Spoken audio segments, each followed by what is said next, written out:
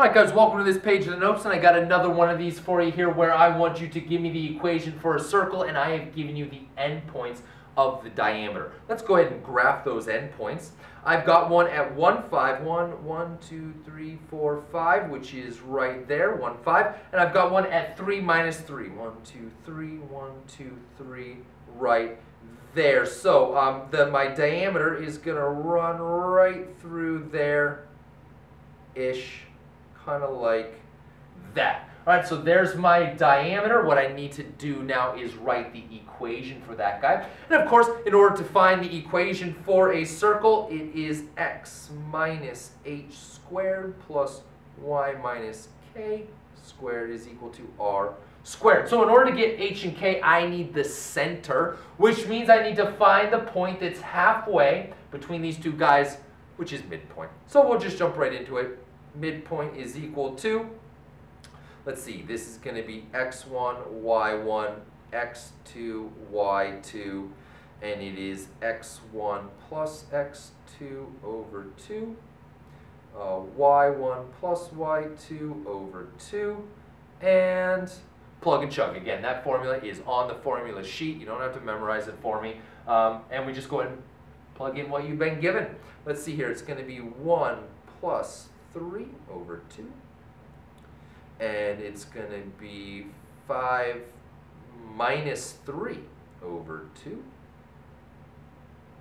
Let's see, 1 plus 3 is 4. 4 divided by 2 is 2, so I get 2. And 5 minus 3 is 2. 2 divided by 2 is 1. So I have a midpoint of 2, 1. Oh, look at that. Hit it again. Right there is my midpoint. My diameter runs right through that midpoint. Again, my circle would go through there somewhere. Let me see if I can do it for you. Not the greatest circle, but something like that with the endpoints of my diameter there and there. So anyway, there's a really rough sketch of a circle, but that's what you've got. Okay, now in order to write the equation, right, well now I know h and k. So let's go ahead and drop that stuff in there. I have x minus 2 squared plus y minus 1 squared is equal to r squared. And at this point, right, in order to finish off my equation, plugging in my value of h and my value of k, I just need to find r squared. In the last one, I used one of the points as x, y, dropped that in there. You could certainly do that again to solve for r squared, but I told you I go back and forth. So this time, let me do the distance formula, but let me say this. Now, I'm looking for the radius, which means I could just use the center that I found and a point on the circle, either one. I could use this point or this point and find the distance from the center to that point. That would be the radius. However, this was a point that I found. It wasn't given to me, right? These points in red were given to me in the problem, but that point in yellow is a point that I found. And we generally like to encourage you to not, if it's possible, to not use a number that you calculated to do further calculations in case you made a mistake. Let's just say that I made a mistake finding the center, right? I made a mistake, and that this is wrong, right? Let's just say I didn't, but let's say I made a mistake. I goofed somehow. Well, okay, so if I used my mistake to then find my radius, guess what's not going to be right? The radius won't be right either because I made a mistake finding my center. So in order to find the radius, what I'm going to do instead is just use the values that I was given because I know that those are right. And so even if I messed up finding the center, I can still get the radius correct. I will just find the diameter, the distance from the point I was given to the point I was given, and then divide it by 2. That'll give me the radius. So let's do that instead. Okay, so here we go. I will find the distance. Actually, here, let me rewrite the points. So the points were at, let's see, 1, 5, and 3 minus 3, and I will find the distance. Again, the distance formula is right on your sheet. It's x2 minus x1 squared plus y2 minus y1 squared, and you take the square root of all that. So here we go, plug and chug. Again, I am not calling this the radius because it isn't. It's a diameter. It's from the 2 points I was given, which represent the diameter. I'll divide it by 2 to find the radius, and I'm doing that in case I made a mistake on finding the midpoint. I could still get this part of the problem right. All right, x2 is going to be 3 minus 1, which I'll square.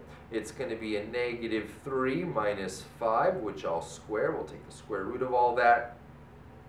Let's see, 3 minus 1 is, so that's going to be a 2 squared. That's going to be a negative 8 squared. Take the square root. That's going to be a 4. That's going to be 64. Take the square root. D is equal to the square root of 68. Okay. Whew, there we go. All right, so my diameter is equal to the square root of 68. What I would need to do, right, is divide that number by 2 to get the radius. So R is equal, actually the way it works is 2R, right? 2 times the radius is equal to D. Well, 2R is equal to the square root of 68, because the diameter is the square root of 68. Divide the 2 to the other side, and so R is equal to the square root of 68 divided by 2. But I need R squared, so I'm going to square both sides. And when I square both sides, I get R squared is equal to, well, the square root of 68 squared, they'll cancel each other out. You're left with just 68. And then 2 squared is 4. And 68 divided by 4 is 17. I get 17. All right, so we go ahead and finish off our problem by dropping a 17 in right there. So let me write my final equation for you guys. It's going to be x minus 2 squared plus y minus 1 squared is equal to 17. And that represents the circle based on me giving you the endpoints of the diameter.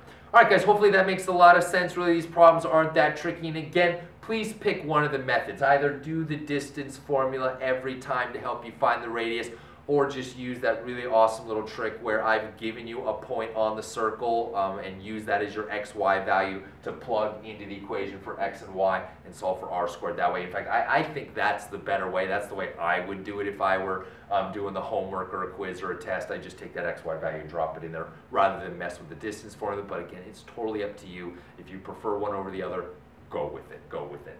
Head on over to the next page of notes. We'll take a look at a couple more problems. I'll meet you guys there.